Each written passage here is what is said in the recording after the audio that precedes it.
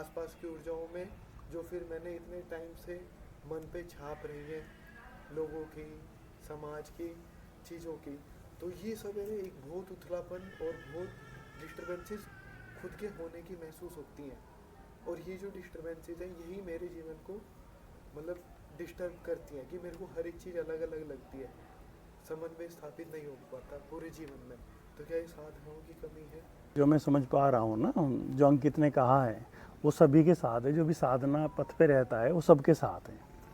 दरअसल संसार में जो लोग हैं उसको डिस्टरबेंस नहीं होगा। उसे क्या पता है, एक सीधा सा उसका एक सिस्टम है कि उसको नौकरी करनी है, पैसा कमाना है, पैसा कमा के उसने शादी करनी है, बच्चे पैदा करने हैं, फिर बच्चों की शादी करनी है, फिर नेम फेम करना है, इतनी गाड़ी लेनी, उसे पता है ये जीवन है। और आध्यात्म क्या है कि वो कह रहा है कि तू नहीं, ये तुम्हारे जो 70-80 साल है बड़े कीमती हैं, ये सारी चीज़ें जो तुम कर रहे हो ये सब चीज़ तुम्हें छीन ली जाएंगी। अब जब साधक अपनी यात्रा करता है, ध्यान में बैठता है, वो जिस भी उम्र में वो साधना में गया, क्योंकि बहुत शुरू से तो बहुत कम लोग इस यात्रा शुरू होती है, जैसे लामा लोग 4-5 साल से शुरू कर देते हैं, लेकिन जो भी वो 15-20 साल के बाद ही शुरू होती है, समझ आती है।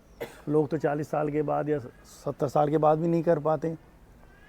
तो जब वो 20 साल तक जो अंदर चला गया, माता के द्वारा, पिता के द्वारा, पड़ोसियों के द्वारा, और उसी चीज़ ने हमारे अंदर भी चीज़ें पैदा कर दी, क्योंकि हमने यहीं पर नफ़रतें सीखी, ईर्ष्या सीखी, ईगो सीखी, वो सारी चीज़ें हमने यहीं पर सीखी, अपने परिवार से, पड़ोस से, रिलेशन से। अब वे हमें पूरी तरह से वो सामने खड़ी हमारे अंदर हम दिख रहे हैं, तो डिस्टर्बेंस तो होगा। ध्यान की हम शिक्षा से हम अपनी गहराई में जाते हैं, शुद्ध चैतन्य को समझते हैं, तो संसार में सारी चीज़ें हम विपरीत देखते हैं।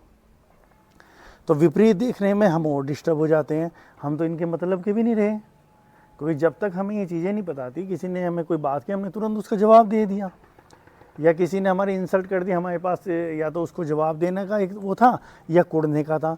अब हम जवाब भी देने लायक नहीं रहे और हम कुड़ भी नहीं सकते।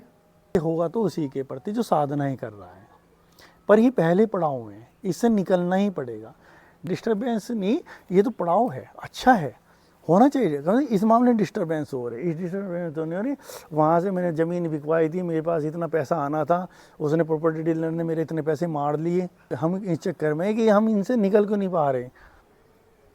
हमारी ये लड़ाइयाँ हैं कि हमें फिर गुस्सा आ गया, हमारे अंदर फिर ईर्ष्या उड़ गई, हमारे अंदर फिर वासना उड़ गई,